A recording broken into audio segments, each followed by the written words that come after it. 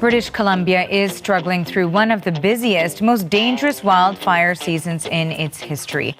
Just sort of train it in a certain direction, but when the fire gets this big, there's really no stopping it. This thing rolled over a whole number of fire guards on its way north, and until the weather starts to cooperate, there's really not much you can do to stop it. Because we're already involved in the Forest Carbon Initiative and some other projects, Forest Enhancement Society, we thought this would be a really good opportunity to have a reforestation program where this is not expected to be to reforest itself in any sort of a good time period.